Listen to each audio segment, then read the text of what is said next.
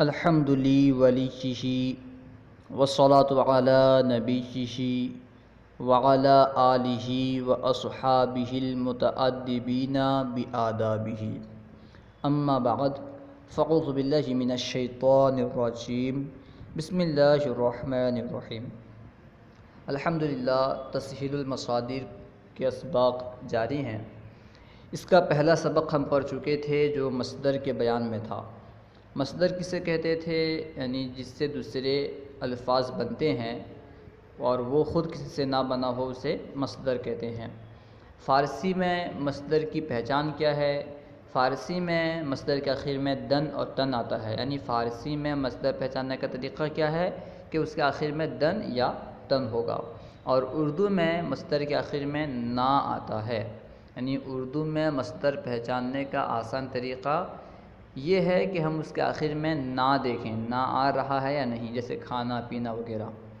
تو یہ مصدر کے پہچان تھے۔ مصدر کے بارے میں ہم نے پڑھا تھا کہ مصدر سے تقریباً 6 قسم کے افعال نکلتے ہیں، جو ماضی، مضارع، حال، مستقبل، امر نہیں وغیرہ، اس طرح 6 قسم کے افعال ماضی سے نکلتے ہیں، بنتے ہیں، یہ ہم پڑھ چکے تھے۔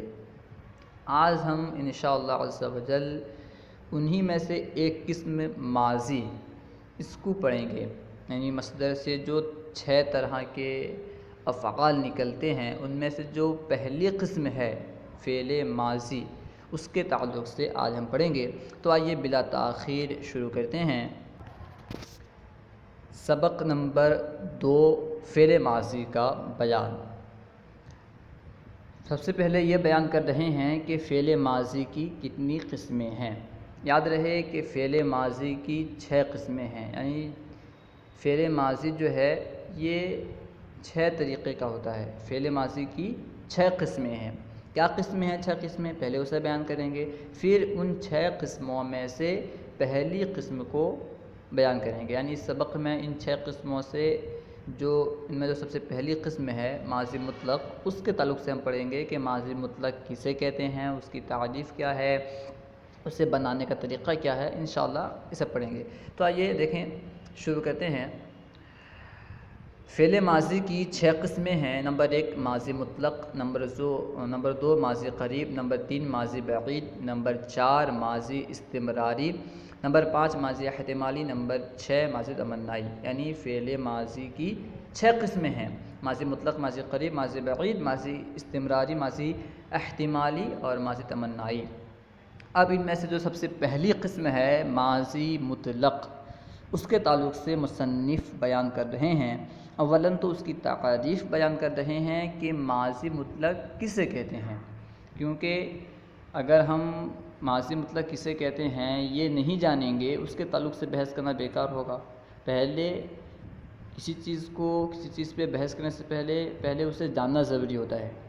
کوئی بھی چیز ہو، اس پہ بحث کرنے سے پہلے ہمیں ضروری ہے ہمارے لیے کہ ہم اسے جانیں جس کے تعلق سے ہم بحث کر رہے ہیں۔ تو ماضی مطلق کے تعلق سے اس کے بنانے کا طریقہ کیا ہے وغیرہ سب جاننے سے پہلے ضروری ہے کہ ہم پہلے یہ جانیں کہ ماضی مطلق ہے کیا، ماضی مطلق کہتے کسے ہیں، وہی بیان کر رہے ہیں۔ ماضی مطلق وہ ہے جس سے گزرے ہوئے زمانے میں کیا ہوا کام سمجھا جائے اور یہ معلوم نہ ہو کہ اس کام کو ہوئے تھوڑا زمانہ گزرا ہے یا زیادہ۔ یعنی ماضی مطلق وہ ہے جس سے گزرے ہوئے زمانے میں کسی کام کا ہونا یا کرنا سمجھا جائے، جانا جائے، لیکن یہ معلوم نہ ہو کہ وہ کام کتنے پہلے ہوا ہے، یعنی وہ قریب میں ہوا ہے یا بعید میں ہوا ہے۔ گزرے ہوئے جو زمانہ ہوتا ہے، گزرا ہوا زمانہ ہوتا ہے، ایسا بھی ہوتا ہے کہ ابھی جو زمانہ گزرا ہے یہ بھی ایک زمانہ، گزرا ہوا زمانہ ہے، اور 50 سال پہلے، 150 سال پہلے، 200 سال پہلے جو زمانہ گزرا ہے وہ بھی گزرا ہوا زمانہ ہے۔ تو یہ جو کام ہوا ہے کون سے زمانے میں ہوا ہے یہ سمجھ میں نہیں آتا۔ ماضی مطلق میں کیا ہوتا ہے کہ ماضی قریب میں وہ فعل ہوا ہے یا ماضی بعید میں ہوا ہے، قریب کے گزرے ہوئے زمانے میں ہوا ہے یا دور کے گزرے ہوئے زمانے میں ہوا ہے، یہ کام سمجھ میں نہیں آتا۔ یعنی قریب اور بعید اس سے سمجھ میں نہیں آتا، مطلق یہ سمجھ میں آتا ہے کہ گزرے ہوئے زمانے میں یہ کام ہوا ہے۔ دیکھیں اور ایک متعارف دیکھیں، ماضی مطلق وہ ہے جس سے گزرے ہوئے زمانے میں کیا ہوا کام سمجھا جائے اور یہ معلوم نہ ہو کہ اس کام کو ہوئے تھوڑا زمانہ گزرا ہے یا زیادہ۔ اب کس طرح ماضی مطلق بنائیں گے، بنانے کا طریقہ کیا ہے، اسے بیان کر رہے ہیں مصنف۔ مصدر کے آخر سے نون اور اس سے پہلے زبر کو گرا کر ماضی مطلق بناتے ہیں۔ مصدر کے آخر میں جو نون ہوتا ہے، جیسے دن تن وغیرہ تو ہوتے ہی ہیں مصدر میں، تو مصدر کے آخر میں جو نون ہے اور اس سے پہلے جو زبر ہے، ان دونوں کو گرانا ہے، ماضی مطلق تیار ہے۔ یعنی ماضی مطلق بنانے کا طریقہ کیا ہوا، مصدر کے آخر سے نون اور نون سے پہلے جو زبر ہے اسے گرا دیا جائے، حذف کر دیا جائے۔ مصدر کے آخر سے نون اور اس سے پہلے زبر کو گرا کر ماضی مطلق بناتے ہیں۔ جیسے پروردن سے پرورد، پروردن سے دیکھیں آخر میں نون اور جو دال پر زبر ہے اسے گرا دیا گیا پروردن سے، تو پرورد ہوا۔ یہاں حاشیہ دیکھیں، حاشیہ میں لکھا ہے اردو میں ماضی مطلق بنانے کا قاعدہ یہ ہے، یعنی اردو میں ہمیں ماضی مطلق کس طرح بنانا ہوگا، یہ تو بیان کیے فارسی میں ماضی مطلق کس طرح بنائیں گے، یعنی فارسی مصدر سے ماضی مطلق کس طرح بنائیں گے متن میں مذکور ہے کہ مصدر کے آخر سے نون اور اس سے پہلے جو زبر ہے اسے گرا دینے سے ماضی مطلق کا صیغہ بن جاتا ہے۔ لیکن اردو میں ہم کس طرح ماضی مطلق بنائیں گے، حاشیے میں وہ مذکور ہے۔ حاشیے میں دیکھیں اردو میں ماضی مطلق بنانے کا قاعدہ یہ ہے کہ مصدر کے آخر سے نا گرا کر دیکھیں اگر آخر میں الف یا واو رہے تو لفظ یا لگا دیں، جیسے کھانا سے کھایا، دھونا سے دھویا، اور اگر ان کے علاوہ کوئی اور حرف ہو تو صرف الف بڑھا دیں، جیسے پالنا سے پالا، البتہ جانا کی جگہ ماضی گیا آتی ہے۔ یاد رہے، یعنی ماضی مطلق بنانے کا طریقہ جو اردو میں بیان کیا گیا اس کا خلاصہ کیا ہے کہ مصدر کے آخر میں نہ آتا ہے، اب پڑھ چکے ہیں کہ اردو میں مصدر کے آخر میں نہ آتا ہے، اس نا کو گرانے کے بعد ہم دیکھیں گے آخر میں الف ہے یا واو ہے تو پھر اس کے آخر میں یا لگا دیں گے، اگر الف ہو یا واو ہو تو اس کے آخر میں یا لگا دیں گے۔ جیسے کھانا ہے، کھانا میں جو نا ہے اس کو گرایا گیا تو آخر میں الف رہا تو ہم نے یا بڑھا دیا، کھانا سے کھایا ہو گیا، کھانا سے نا کو گرا دیا گیا تو اور یا لگایا گیا، کھانا سے کھایا ہوا۔ اس طرح دھونا سے دیکھیں، دھونا میں جو آخر میں نا ہے اسے گرایا گیا تو آخر میں واو رہا، اب ہم نے یا بڑھا دیا تو دھویا ہوا۔ لیکن اگر ان کے علاوہ کوئی حرف ہو اس سے ماضی کس طرح بنائیں گے، اس کے بارے میں انہوں نے بتلایا کہ صرف الف بڑھا دیں گے، یعنی اگر واو اور الف کے علاوہ کوئی اور حرف ہو تو وہاں صرف الف بڑھا دیں گے تو ماضی مطلق کا صیغہ تیار ہو جائے گا، بن جائے گا۔ جیسے دیکھیں مثال انہوں نے دیا ہے پالنا، پالنا میں جو آخر میں نا ہے اس کو گرا دیا گیا تو اب لام باقی رہا، یہ الف بھی نہیں ہے واو بھی نہیں ہے، پالنا تھا، نا کو گرایا گیا تو آخر میں لام رہا، اب اس میں الف لگا دیا گیا، پالنا میں نا کو گرا کر کے پالنا تھا، نا کو گرایا گیا اور الف لگایا گیا تو پالا ہوا، جو کہ ماضی مطلق کا صیغہ ہے۔ لیکن جو جانا ہے اس سے ماضی گیا بنتی ہے، یعنی یہاں پر الف لگا کے بنائیں گے تو صحیح نہیں ہوگا، اس لیے انہوں نے وضاحت کر دیا کہ جانا کی جگہ ماضی گیا آتی ہے۔ آگے دیکھیں، یہاں سے کچھ فعل ماضی مطلق کی گردان بیان کر رہے ہیں۔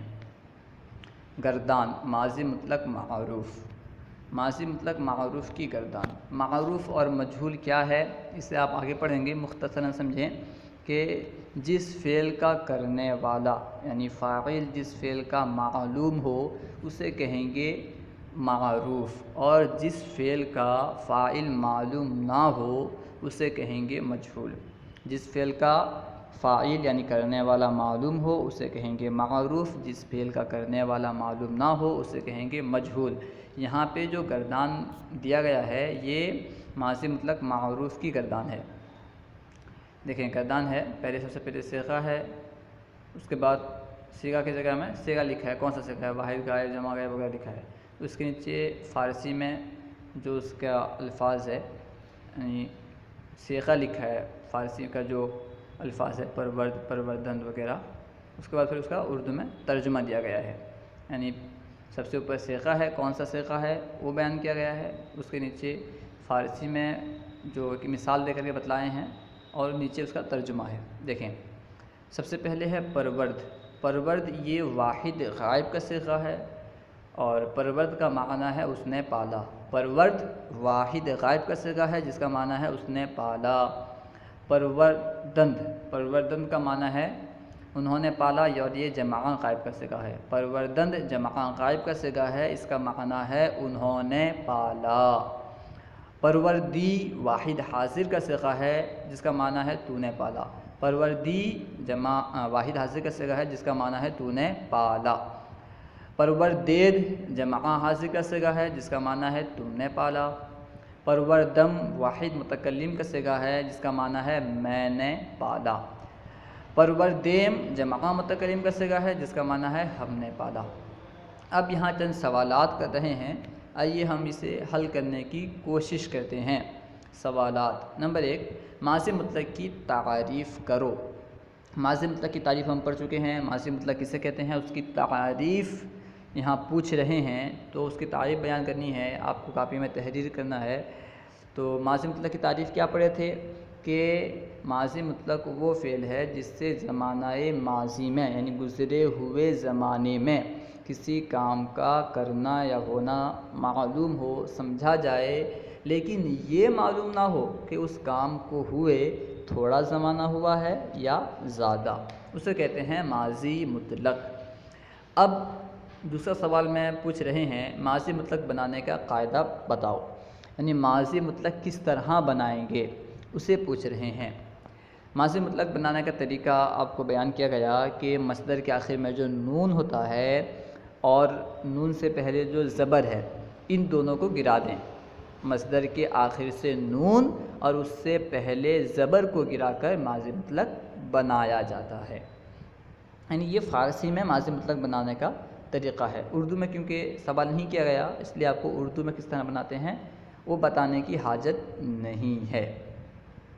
نمبر 3، پروردید کا ترجمہ کریں۔ پروردید کا جو ترجمہ کیا ہے اس کا کرنا ہے۔ پروردید یہ جمع حاضر کا صیغہ ہے، پروردید کا معنی ہے تم نے پالا، پروردید تم نے پالا۔ گفت سے جمع متکلم کا صیغہ بناؤ۔ گفت یہ واحد غائب کا صیغہ ہے، اس سے جمع متکلم کا صیغہ بنانا ہے۔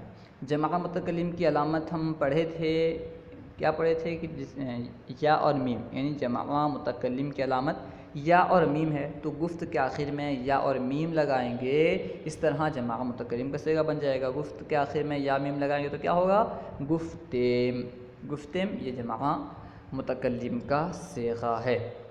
سوال نمبر 5، خردی کیا صیغہ ہے؟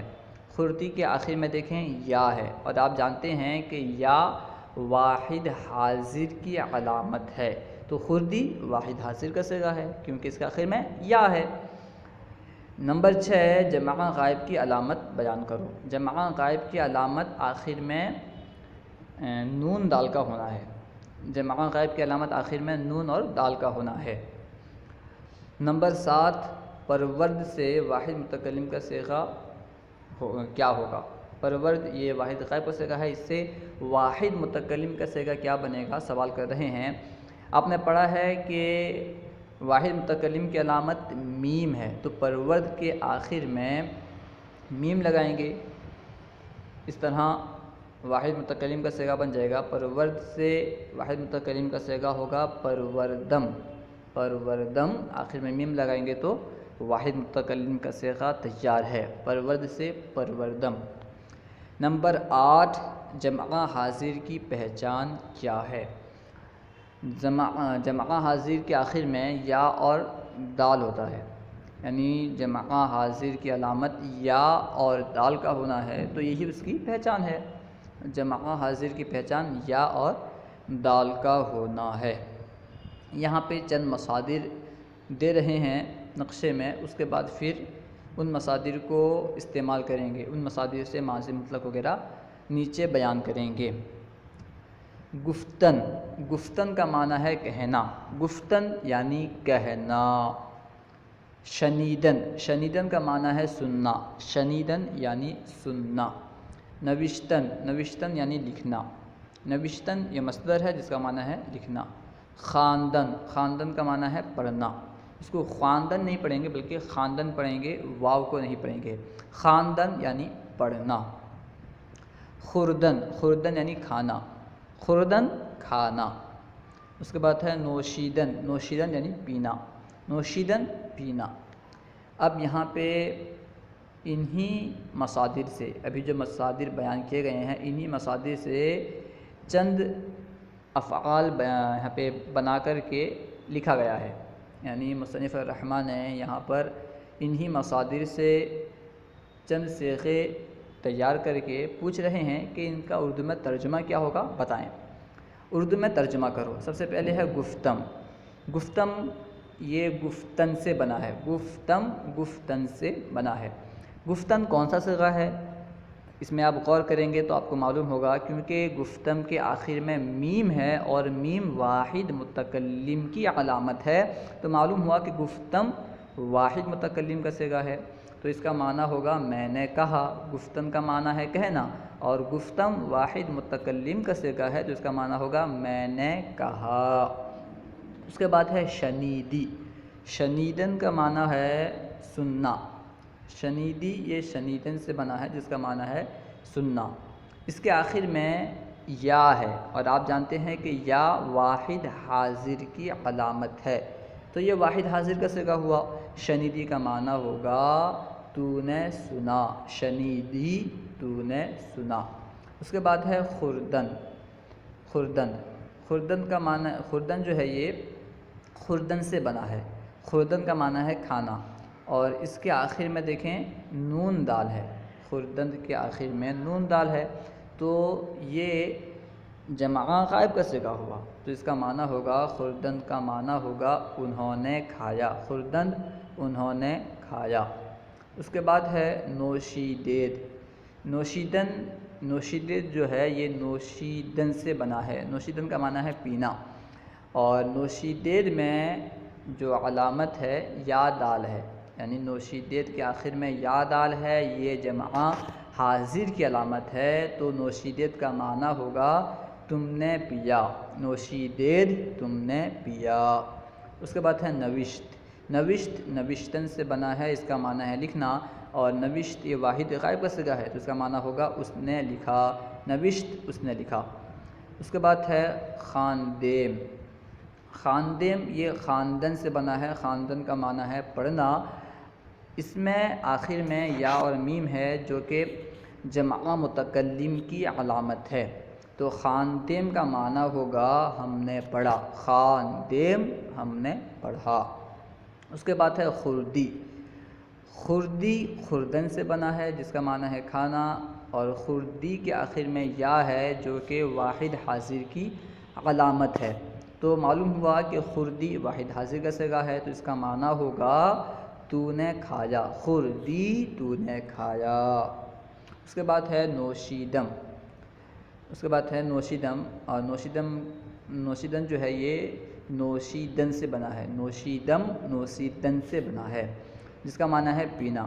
اس کے آخر میں کیونکہ میم ہے اور آپ جانتے ہیں میم واحد متکلم کی علامت ہے، تو نوشیدم کا معنی ہوگا میں نے پیا، نوشیدم میں نے پیا۔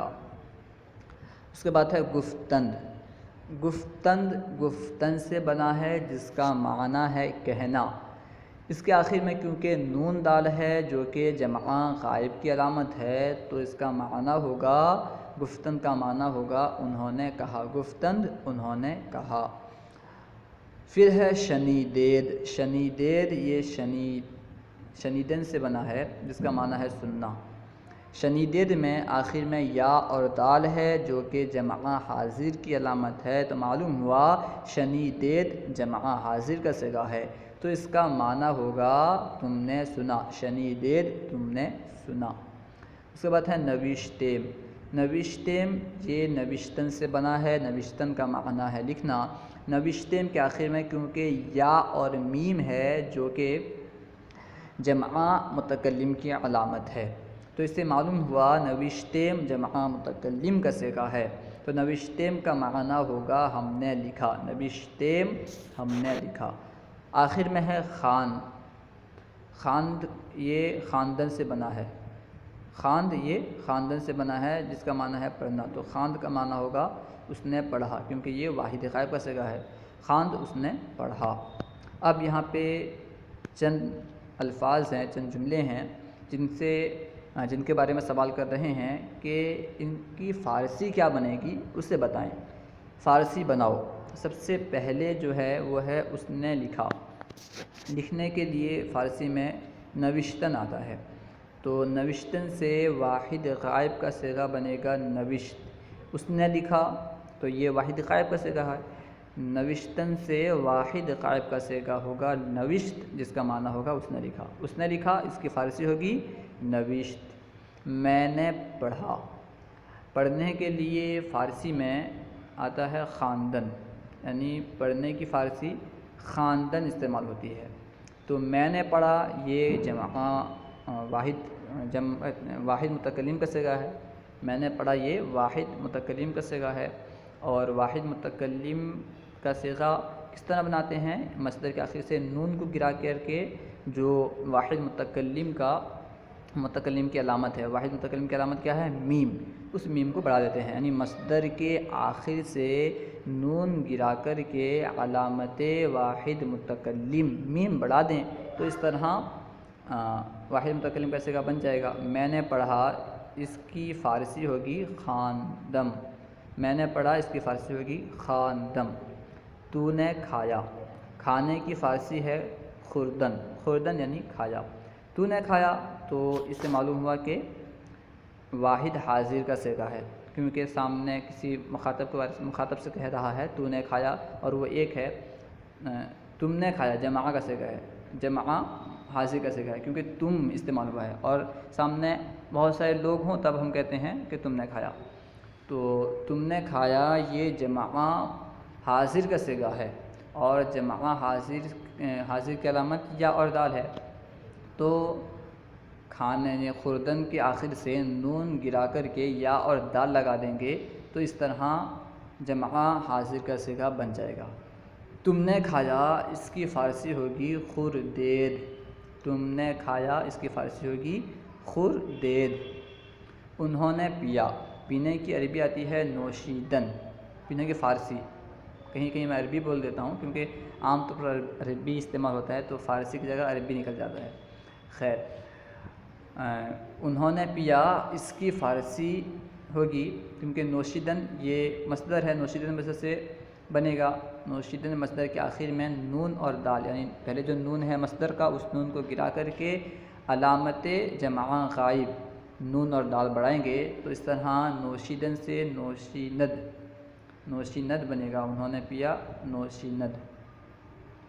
اس کے بعد ہے نوشند بنے گا، نوشیند نہیں، کیونکہ علامت کی جتنے بھی حروف ہوتے ہیں سب ساکن ہوتے ہیں، تو اس لیے اس نون کو ساکن کریں گے، تو نوشند نہیں بلکہ نوشند، یعنی نون اور دال دونوں ساکن ہوں گے، نوشند۔ اس کے بعد ہے ہم نے سنا، سننے کے لیے فارسی استعمال ہوتا ہے شنیدن، شنیدن کے آخر سے نون کو گرا کر کے جمع متکلم کی جو علامت ہے یا میم اسے لگائیں گے، تو اس طرح فارسی بن جائے گی۔ ہم نے سنا، اس کی فارسی ہوگی شنیدیم، ہم نے سنا اس کی فارسی ہوگی شنیدیم۔ تو نے پالا، پالنے کی عربی آتی ہے پروردن، پروردن کا معنی ہوتا ہے پالنا، تو نے پالا یہ واحد حاضر کا صیغہ ہے، اور واحد حاضر کی علامت یا ہے، تو آخر سے نون ہٹا کر کے پروردن سے نون کو گرا کر کے واحد حاضر کی علامت یا لگائیں گے، تو یہ جو تو نے سنا اس کی فارسی بن جائے گی، تو نے سنا کی فارسی ہوگی پروردی، پروردی تو نے سنا۔ انہوں نے کہا، کہنے کی عربی گفتن آتی ہے، گفتن یعنی کہنا. انہوں نے کہا یعنی یہ جمع غائب کا صیغہ ہے، تو جمع غائب کے لیے نون دال استعمال کیا جاتا ہے. انہوں نے کہا، اس کی فارسی ہوگی گفتند. گفتند انہوں نے کہا. گفتند، نون کو پہلے گرا دیں گے، گفتند سے نون کو گرائیں گے اور نون دال لگائیں گے تو اس طرح گفتند ہو جائے گا، جس کا معنی انہوں نے کہا. میں نے لکھا. لکھنے کی عربی آتی ہے نوشتن. فارسی لکھنے کی فارسی آتی ہے نوشتن. تو نوشتن کے آخر سے نون گرائیں گے اور واحد متکلم کی جو علامت ہے میم اس سے لگائیں گے تو اس کی فارسی تیار ہو جائے گی. میں نے لکھا، اس کی فارسی ہوگی نوشتم. میں نے لکھا فارسی ہوگی نوشتم. تم نے پڑھا. پڑھنے کے لیے خاندان آتا ہے. خاندان کا معنی ہوتا ہے پڑھنا. تم نے پڑھا یہ جمع حاضر کا صیغہ ہے، تو جمع حاضر کی علامت یا اور دال لگائیں گے تو اس طرح تم نے پڑھا کی فارسی بن جائے گی. تم نے پڑھا اس کی فارسی ہوگی خواندید. تم نے پڑھا خواندید. اس نے پیا. پینے کے لیے عربی میں نوشید کہتے ہیں. نوشید یعنی پینا. تو اس نے پیا، اس کی فارسی ہوگی نوشید، یعنی آخر سے بس نون ہٹا دیں گے تو بن جائے گا. اس نے پیا نوشید. اس نے پیا پینے کی فارسی جاتی ہے نوشیدن. نوشیدن کے آخر سے نون گرائیں گے اور تو اس طرح صرف نون گرانے سے ہی یہ واحد غائب کا صیغہ بن جائے گا. تو اس نے پیا، اس کی فارسی ہوگی نوشید. نوشید اس نے پیا. تو نے کھایا. کھانے کی فارسی آتی ہے خوردن. خوردن کا معنی ہوتا ہے کھانا. تو خوردن کے آخر سے نون کو گرائیں گے اور تو نے کھایا کیونکہ واحد حاضر کا صیغہ ہے اس لیے واحد حاضر کی جو علامت یا ہے اسے لگا دیں گے، یعنی مصدر خوردن مصدر کے آخر سے نون گرا کر کے علامت واحد حاضر یا لگائیں گے تو خوردن سے خوردی ہوگا. تو نے کھایا خوردی. ہم نے کہا. کہنے کی فارسی آتی ہے گفتن. گفتن کا معنی ہوتا ہے کہنا. تو اس سے یعنی ہم نے کہا یہ جمع متکلم کا صیغہ ہے، تو مصدر سے گفتن سے نون گرا کر کے جمع متکلم کی علامت یا اور میم لگائیں گے تو اس طرح ہم نے کہا کی فارسی ہو جائے گی. تو ہم نے کہا اس کی فارسی ہوگی گفتیم. ہم نے کہا گفتیم. صلو علی الحبیب صلی اللہ تعالی علی محمد اللہ ورسولہ اعلم. اگر کوئی بات آپ کو سمجھ میں نہ آئی ہو یا کوئی اور سوال کرنا چاہتے ہوں تو کمنٹ باکس میں سوال کریں، انشاءاللہ عز و جل جواب مل جائے گا. ہمارے یوٹیوب چینل فیضان درس نظامی کو ضرور سبسکرائب کریں. علم دین کو عام کرنے کی نیت سے ان ویڈیوز کو خوب شیئر کریں.